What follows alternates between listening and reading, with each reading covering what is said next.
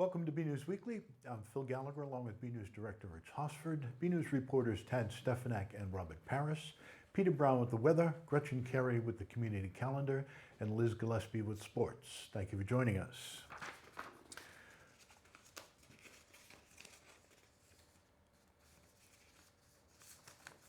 On Thursday afternoon, the Burlington Fire Department, with assistance from the state, responded to Lahey Hospital and Medical Center after a crane dropped a pallet on an air truck that was carrying potentially flammable materials. BNEWS Director Rich Hosford went to check it out and has this report. I'm outside of Lahey Hospital Medical Center, where a Hazmat team from Burlington Fire and the state have responded to an incident. The crane that you can see behind me was bringing materials up to the roof of the hospital for a roofing project when a pallet fell off and landed on an air truck. Yeah, so crews responded. They initially just cordoned off the area.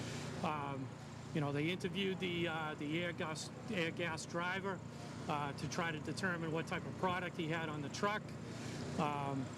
We notified the state hazmat team because we don't know if the cylinders inside the box truck are leaking or breached. There's a combination of different gases inside the box truck.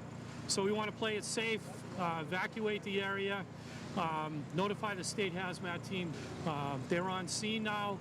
They'll be able to meter, they'll be able to approach the box truck, meter to determine if there's any type of any leaks, any flammable gases present.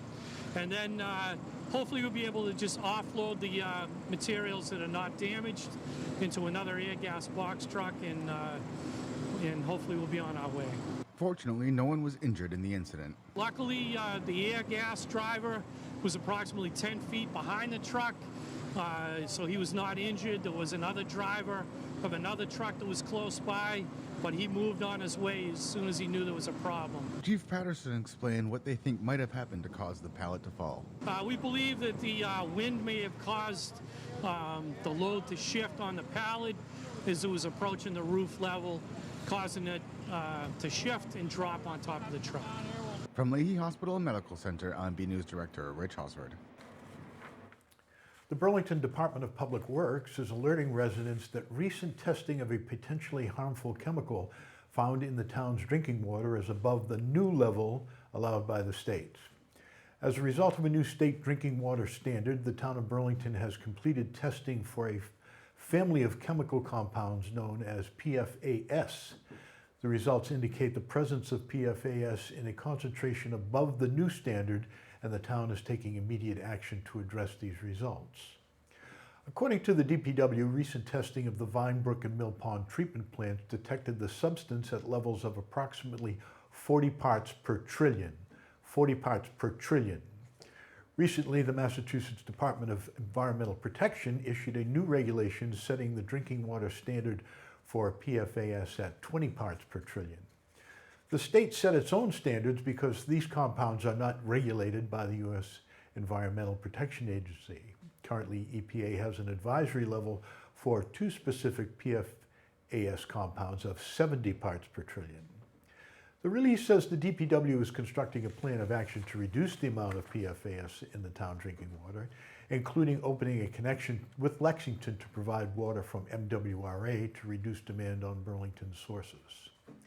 There are scientific studies that suggest potential links between exposure to this chemical in the environment and the effects on the development of fetuses in infants, the thyroid, the liver, kidneys, hormone levels, and the immune system, as well as if a cancer risk exists for people exposed to levels well above the drinking water standard. Consumers concerned about the potential health effects should consult a medical professional. An historic building in Burlington got one step closer to having its facade preserved thanks to a vote by town meeting on Monday.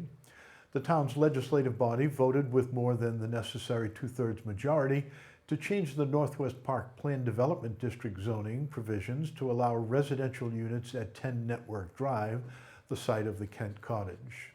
The proposal was put forward by the Nodblom Company, who acquired Kent Cottage over 20 years ago when it purchased the Sun Microsystems campus, and though they have floated different projects with it, none of them have panned out due to the high cost of renovation of the old building. The current proposal is to have up to 9 residential units on the site. This would include 2 in the cottage itself and 2 townhouses on either side of the cottage with additional units. In exchange, Nordblom will use some of the funds for the project to preserve the facade of the cottage and update its interior for residential living. The units would be for sale rather than rent, and a homeowner association would be created, and the deed, and likely the permits from the town, would require the upkeep of the historic facade. Additionally, Nordblom has committed to donating at least $50,000 to the town. At various times, it has been discussed that the funds could be used for affordable housing or for future historic preservation projects. Finally, a little about Kent Cottage. It was built in the 1850s for brewer John Kent and his family. It was used as a residence up until sometime after the 1930s, when the land surrounding the home was repurposed for commercial purposes. According to Massachusetts Historical Commission archives, Kent Cottage is the only known example of 1850s English-style country-style home in town. Burlington Town Meeting gave the green light to zoning change for 3 clusters of properties with the goal of attracting more life science businesses. The proposed zoning change for these properties was to move from general industrial to high-rise industrial, a change that allows life science and biotech by right. Though it says by right, all incoming businesses must still get approval from the Board of Health and satisfy other measures. The properties in question were designated in the warrant as Life Sciences Cluster A, B, and C. Cluster A includes 20 and 40 South Avenue. Cluster B includes 70, 76, 78, and 80 Blanchard Road. And Cluster C includes 99 and 111 South Bedford Street and 20 Blanchard Road. Planning Director Kristen Kastner, who presented the warrant article, said this move is a continuation of a multi-year effort to attract life science companies, a $10 billion industry, into the state and to Burlington.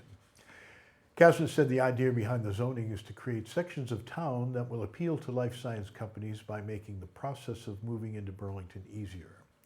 There are also opportunities to get funding from the state for infrastructure, and Kastner said approving these zoning changes would help Burlington with its application for those grants. Finally, Kastner said she wanted to clarify that despite the zoning type being called high-rise industrial, there won't be any skyscrapers. The zoning allows for buildings up to 90 feet in height, which is only 10 feet higher than the 80 feet allowed in general industrial districts. Town meeting approved the zoning change 77-0. Wrapping up our town meeting coverage, the body voted overwhelmingly to support a warrant article that would move funds from a previously approved project to the first phase of another that is geared at making walking in town safer. The article called for the reallocation of $120,000 that was previously approved by town meeting in 2018 for sidewalk work on Terrace Hall Ave to sidewalk work on Winter Street near the intersection of Peach Orchard Road and Pearl Street. The town did not give up on the Terrace Hall Ave sidewalk project, but instead received funds from the Mass DOT Winter Street program for that project. Town engineer Tom Hayes explained that this project would create new sidewalk on Winter Street that would connect with existing sidewalk on both Winter Street and Pearl Street. This, he said, would fill in gaps in the sidewalk between Burlington and the Woburn line. In a tradition that could not be kept last year, volunteers gathered at Burlington's 2 cemeteries to honor the town's veterans buried there by placing American flags on their gravestones. BNEWS Director Rich Hosford was there and has this look. On Tuesday, Burlington Scouts and other volunteers gathered at Chestnut Hill and Pine Haven cemeteries in Burlington to honor those who risked and sometimes gave their lives in defense of our nation and its values.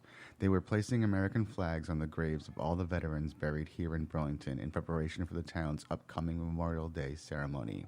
Veteran Affairs Director Chris Hannafin said he believes having volunteers, especially young people, help with this task is a good way to teach them about the sacrifice others have made for them. I think that it offers a young child a different perspective. You know, do you really know what the flag signifies to people, particularly veterans?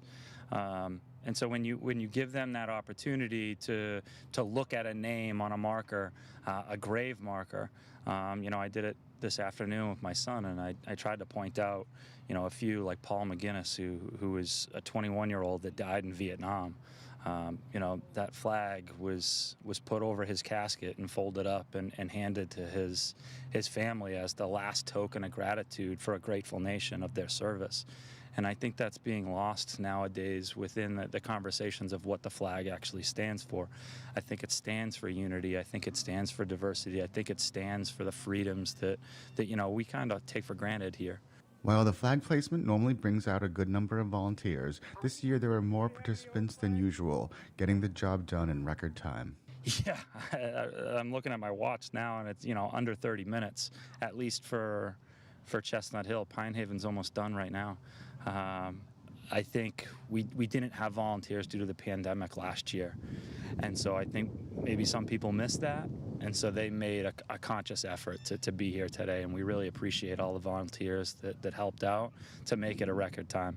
Burlington's Memorial Day ceremony will begin at 10 a.m. on Monday, May 31st at Chestnut Hill Cemetery. The guest speaker will be recently retired 23-year Air Force veteran Jeremy Brooks. Hannaford said that even if the ceremony is smaller than other years, he is happy to be having one in person again after having to go virtual in 2020 due to the pandemic. I think it was a bitter moment last year, putting out a virtual ceremony. I had talked to many veterans that have lived far older than me, and this was the first time that they could recall in 50-plus years that there wasn't a ceremony, whether or not that's rain, shine, whatever it is, in some fashion or another. So I think, this year will be particularly important. I know that there were family members that lost loved ones last year that weren't here in person in the cemetery to hear those names. And I think that particular event is something that Burlington citizens hold dear. From Chestnut Hill Cemetery, I'm BNEWS Director Rich Hosford. The Burlington Area Chamber of Commerce held a ribbon-cutting ceremony to welcome Convenient MD Urgent Care to town and celebrate its opening. BNews reporter Tad Stefanak was there and files this report. The Burlington Area Chamber of Commerce held its first ribbon-cutting ceremony since the pandemic began, officially launching Convenient MD Urgent Care, who has also been waiting to open their doors. It's been a long 15 months, not only for the community of Burlington, but also for Convenient MD. We've had this building ready to open for some time now, and we're just really thankful to the Department of Health here in Massachusetts. Convenient MD is a traditional urgent care clinic brand. Come to Convenient MD for any episodic injury and illness. We can treat a broad scope of injuries, from slips and falls to stitches to the common cold, flu, and of course COVID-19. So anything that isn't necessarily potential for loss of limb or life, we can treat you here at Convenient MD. Our scope of care is about 75% of the same scope of care as an emergency room, which means we can see almost 95% of the patients, typical patients that come into an emergency room. So our scope of care is incredibly broad. I think the main thing is we're community focused. We provide a better way to care. Our core principles are convenience, affordability, and high quality care. Our mission here is to revolutionize the patient experience, and we try to deliver on that every day, and that's short wait times, beautiful clinics, and most importantly, we have an outstanding staff here to help support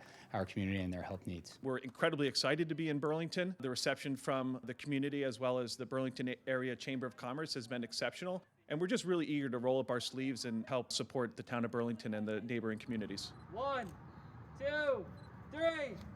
The Burlington Chamber of Commerce is glad to be back, helping Burlington businesses progress and looking forward for more to come. From Convenient MD Urgent Care, I'm BNews reporter Tad Stefanak. Burlington Police Chief Michael Kent is pleased to announce that Burlington Police Department will receive a $500,000 Cummings Foundation grant that will support the Burlington Mental Health Initiative for the next decade. The grant money will allow the department to hire a part-time problem-solving analyst who will gather, analyze, and share information regarding underserved population facing mental health challenges. It will also fund the lease of a VirTra, virtual reality training simulator, which allows first responders to train collaboratively, focusing on de-escalation techniques and positive outcomes. Finally, they will create a formal schedule for the Burlington Community Response Team, which consists of the Burlington Police and Fire Departments, town boards, and other departments, as well as Lahey Hospital and Medical Center. The BCRT will identify mental health challenges in the community and use its expertise to address those challenges. Chief Kent said mental health is a continuing challenge in the community, one that has grown during the COVID-19 pandemic. I think I'd said that enough over the year. And this grant will allow the department and its partners to have the tools to de-escalate a mental health crisis and help those who need services.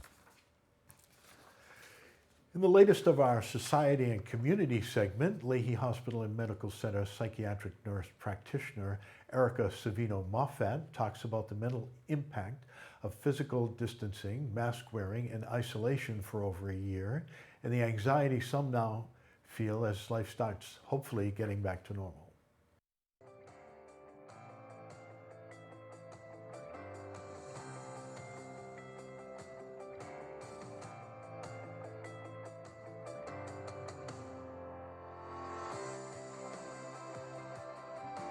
My name is Erica Savino-Moffat. I am a psychiatric nurse practitioner at Lahey Hospital and Medical Center, and I'm here today to talk about some of the anxiety you might be having now that the panic is subsiding around the pandemic, and about how to get about going into the world, about getting back into the world. I would say that it's really normal to be anxious about getting back into things. After all, COVID, more than anything, has inspired fear in all of us at some level. It's been very unique as a kind of a health problem in the world, in the sense that it drove us all into isolation away from each other, which really isn't natural. As humans, we kind of all naturally seek to be together. But as the world opens up and as restrictions loosen, kind of around the country and certainly here in Massachusetts, there are a lot of folks who might be anxious about going back into the world and not know how to go about that after so many months of being cooped up at home and being masked. It can be a little bit jarring to think about being unmasked. I know certainly I was a little bit about being unmasked today. But there are some things that you can do to kind of manage your anxiety around that. First thing to know is that it's completely normal to be nervous about the relaxed restrictions and to be nervous about COVID. It certainly, is something that was and is worthy of our anxiety, as it can be highly lethal, and we all know that. We all know somebody who's been affected by it. But as more people get vaccinated, and the state and the city of Boston too are able to relax restrictions, we can start getting back out into the world. Recently, guidelines have changed for when we need to be masked, both indoors and outdoors, and that's dependent on vaccination status. Certainly, if you're anxious about COVID, a great thing to do is to be vaccinated against it. Other times, there are a lot of people for whom the world was just kind of too people-y before all this started, and who settled into the quarantine really well. For those people to come out, I think it seems especially threatening. But what I always say to them is that this is a once-in-a-lifetime opportunity to kind of slowly get comfortable with coming out of your house, kind of as the rest of the world wakes up a little bit. I recommend that people start with the daily task that gets them out of the house if they've been in complete isolation the last year or so. You can start by making a daily trip to get coffee, whether it's a drive-through or you walk in and walk out. Just practicing getting out of the house a little bit at a time is helpful. After you've gotten used to that every day for a few weeks, maybe you try going into the grocery store in person. Maybe keep it a short list at a quiet time to kind of get in and get out, and slowly sort of gradually expand what you're comfortable with.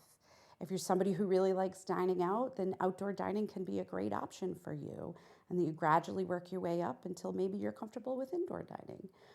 Certainly, for any of these activities, you can always choose times that are less crowded. Maybe you do your grocery shopping at noon on a Tuesday instead of Saturday morning at 9 a.m. when it's likely to be busy. I think anxiety is something we all think of, that happens to us all, whether we realize it or not. I think that the pandemic has been really scary. Certainly in the hospital, we've taken a lot of measures to keep people safe because it is a scary thing. So any anxiety you might have is really based in reality. But really what the trick of it is to not let it overwhelm you so that you can function in your daily life, enjoy the people that you love and the activities you love, keeping in line with the guidelines in ways that are safe, that help you find joy in those things again that we haven't had access to in a while.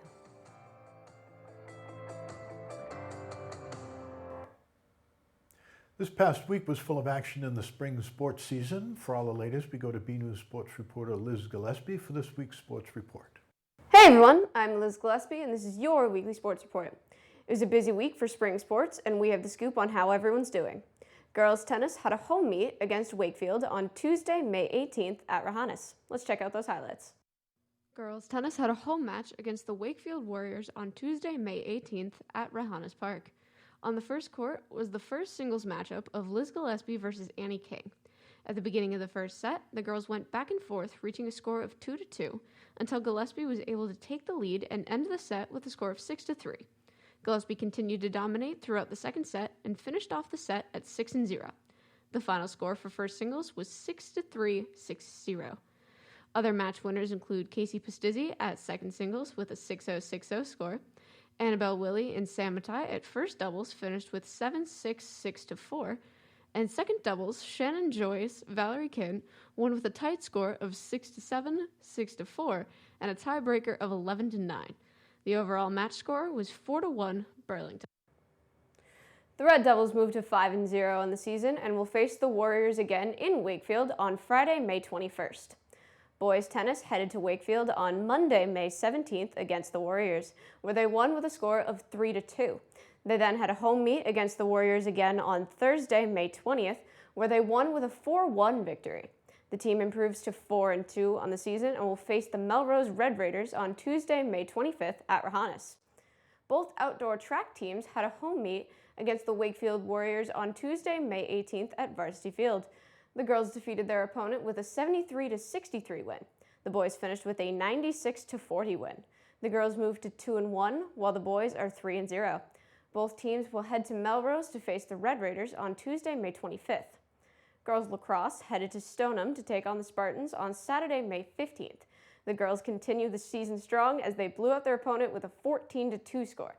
The team faced the Wakefield Warriors on Wednesday, May 19th at Varsity Field. We go to those highlights. The girls' varsity lacrosse team had a home game against the Wakefield Warriors at Varsity Field on Wednesday, May 19th. Let's get to the action. Burlington started off strong and finished the first quarter with a score of 5-1.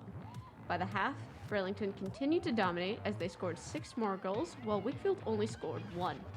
At the end of the third quarter, the Red Devils scored an additional 4 goals, while Wakefield scored 1 more as well. During the fourth quarter, Burlington was able to finish off the game with the final 3 goals, while Wakefield scored their final 2 goals. The final score of the game was 17-5 Burlington. Burlington will visit the Warriors on Saturday, May 22nd in Wakefield. With the win, Burlington moves to 5-0 on the season. Boys lacrosse had a home meet against the Stoneham Spartans on Saturday, May 15th at Varsity Field. We go to those highlights. The Burlington boys lacrosse team fought against the Stoneham Spartans on Saturday, May 15th at Varsity Field. Let's get to it.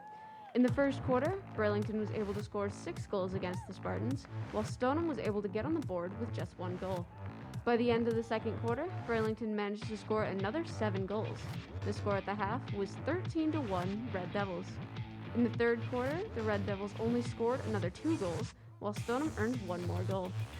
At the end of the fourth quarter, the Devils scored 1 additional goal, and the final score of the game was 16-2 Burlington. The team headed to Landrigan Field in Wakefield on Wednesday, May 19th to take on the Warriors. The Red Devils' undefeated season came to an abrupt stop as the Warriors came out of this one with a 10-2 victory. Their record falls to 4-1 on the season. Burlington will see Wakefield again on Saturday, May 22nd at Varsity Field. This game will be live streamed on the BCAT TV Facebook page at 10 a.m. Red Devil Baseball hosted the Stoneham Spartans on Saturday, May 15th at Francis Wyman Baseball Field. Stoneham ended the game 1-0 over the Red Devils. The team then headed to Wakefield on Tuesday, May 18th to take on the Warriors. The Red Devils only managed to score 1 run, losing in a 9-1 final. Burlington drops to 0-5 on the season and will face Wakefield again on Friday, May 21st at Francis Wyman. Girls softball traveled to Stoneham on Monday, May 17th to take on the Spartans. The final in the game was 5-3 Burlington. They then had a home game against the Wakefield Warriors on Tuesday, May 18th at Marvin Field. Burlington defeated the Warriors in an 11-1 victory. The team moves to 4-1 and will face the Warriors again in Wakefield on Saturday, May 22nd. Boys wrestling had a home meet against the Belmont Marauders on Tuesday, May 18th at Varsity Field. Burlington finished the meet in a 55-18 victory. The Red Devils moved to 3-0 and will face the undefeated Melrose team on Friday, May 21st at Varsity Field. You can watch this meet on our BCAT TV Facebook page. Usually the wrestling team has their matches inside of the BHS Wooden Gym, but due to COVID restrictions, they have been moved outside to Varsity Field. For more, we go to BNEWS sports reporter Robert Paris. Hey everyone, I'm BNEWS sports reporter Robert Paris. We're down here at Varsity Field where the BHS boys wrestling team is competing outdoors. We're going to talk to Coach Schwartzman and Cam and Zach so stay tuned. It has been a little over a year since the BHS wrestling team has been on a mat. Now that restrictions have calmed down, the team started their season in the beginning of May at a new location, Varsity Field. It's actually been a lot of fun. The first night it was a little cold, but after that the weather's been great. It's a little excitement for the kids in this very weird year, weird season. Senior captains Cam and Zach Soda have been enjoying their time on the mat, even though they will leave BHS competing outside instead of the usual wooden gym. Outside, it's cool to have it outside. Inside, I don't really know. It's nice to have people up in the stands, as a football game, but other than that, being inside forever, it's cool to have a different scene out here, especially with what's going on. I kind of like being out here anyways, and it gets us to have fans inside and watch us and stuff like that. On May 18th, the MIAA made a decision to lift restrictions on wearing a mask during gameplay. That's great for the kids. The masks have just been annoying. I know we're one of the few states to require kids to wrestle in them, so it's great that, they can wrestle with the masks off. I think it helps a little with the regular breathing. I think mentally it helps a little bit too, so it's definitely a good thing. It makes a huge difference. As little as a mask is, breathing heavy in that mask is really tough, and getting be able to have the mask off now, it's such a relief. yeah, it's a big disadvantage to have wearing a mask, because you need all the air you can get when you're out there, but with it off, we'll be breathing much better. With just a few weeks left in the season, the team is looking forward to competing in the playoffs. I'm hoping that we are allowed to have tournaments or bigger gatherings, and I know they're talking about a team sectional, which I've never been in one of those before, so that should be pretty cool, but I'm hoping to get a state tournament, an all-state tournament, and stuff like that too. I'd rather have a wrestling season in the winter. That's kind of what we're all used to, what we're built for, but the way this year went, I think this has kind of been best case. From Varsity Field, I'm Robert Paris for BNews Sports. Boys indoor swimming had a meet against Winchester on Saturday, May 8th at the North Suburban YMCA in Woburn. The team lost by a close score of 81-75. The team will face a dual virtual meet with Watertown, Arlington, and Lexington on Saturday, May 22nd. For more Red Devil action, go to the BNews Sports section at bcattv.org and check out our Twitter page at BNews Sports. And that's all for your weekly sports report. I'm Liz Gillespie. Back to you guys in the studio. We go now to BNews weatherman Peter Brown for the latest forecast. We'll also check out the community calendar with Gretchen Carey to see what's happening in Burlington. Well, hello everyone. This is Peter Brown with your weather for the next 7 days. There's really not much more than I can say except for spectacular, especially with the way the weather has been over the past week here in the Burlington area. We can safely say that spring has definitely sprung, and it's actually starting to spring into early summer already, if you can believe it. Now, starting out our period on Friday, we're supposed to be seeing temperatures at this time of the year in the low to mid 70s, and we are going to be seeing temperatures again way up near 80, so probably in the upper 70s to low 80s, so a really, really nice late spring day here in the Burlington area. And if you're stepping out at night, no worry about having to take a heavy coat or anything, maybe just a light sweater with you. Temperatures are going to be staying in the low 60s overnight, so a real early summer feel here in the Burlington area. And we're going to continue that all the way towards the end of our period when we get into Thursday, when our average highs at this time of the year should be in the mid 70s. And again, looking that far ahead, it looks like we're going to be in the low to mid 80s again. And of course, the days keep getting longer and longer, only for a few more weeks, but still, that is a sure sign that summer is on its way to us here in the Burlington area. So let's go ahead and take a look at what the Climate Prediction Center is calling for us here in the Burlington area. in terms of temperatures and precipitation for the next 7 days. And looking at this first map, this is really no surprise after the type of weather we've had the past 7 to 10 days here in Burlington.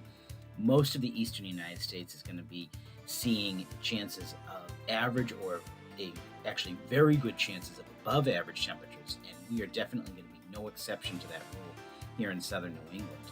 Now, as we look at our precipitation chances, again, this is something that's also good for us right now to give us a chance to dry out just a little bit. We had quite a bit of rain as we were getting into the end of April and the start of May, and it looks like we are going to be drier than average for the next 7 to 10 days here in the Burlington area. So again, what does that really equal up to? Just warm, sunny, dry conditions. So perfect way to start to end May.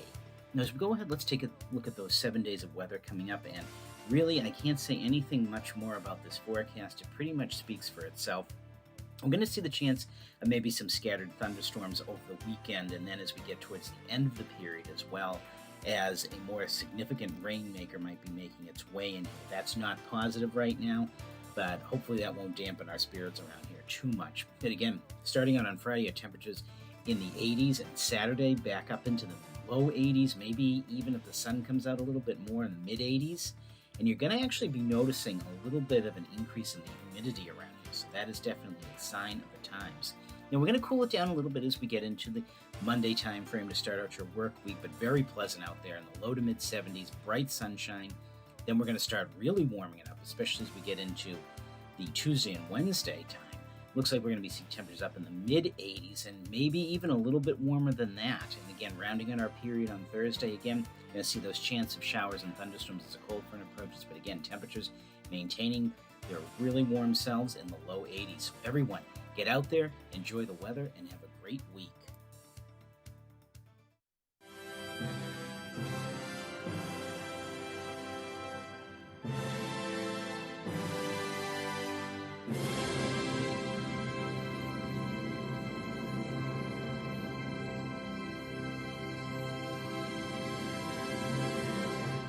Hey everyone, I'm Gretchen Carey, and this is your Community Calendar. Learn about the economic injustices that have persisted since slavery and how these injustices have led to a wealth gap between white and black Americans. On Tuesday, May 25th at 7 p.m., the Burlington Public Library is having an event called Where Do We Go From Here? With Dr. Brandon Crowley. Everyone is welcome. For more information, go to burlingtonpubliclibrary.org. Let's go for a walk outside. On Thursday, May 27th from 9 to 10 a.m., the Parks and Recreation Department is having a bird walk, led by John Keeley at the Mill Pond Reservoir. Everyone is welcome, and the event is free, but pre-registration is required. To register, go to burlingtonrecreation.org. Eat and help support. On Saturday, May 29th from 7 a.m. to 9 p.m., the Francis Wyman Elementary School is having a fundraiser at Panera Bread. For more information, go to franciswymanpto.org. I'm Gretchen Carey, and that was your Community Calendar. Another week, another photo to highlight. This week, photo shows that everyday work can be an impressive sight. It was sent in by Joe Brown of JoeBrownPhotos.com and features an employee of the Bancroft restaurant on 3rd Ave climbing a stepladder to put up lights to decorate the exterior of the popular eatery. Thanks for the photo, Joe. We'd like to see your photos. They could be of your spring activities, a family trip, or just everyday moments, whatever you think is interesting and would like to share.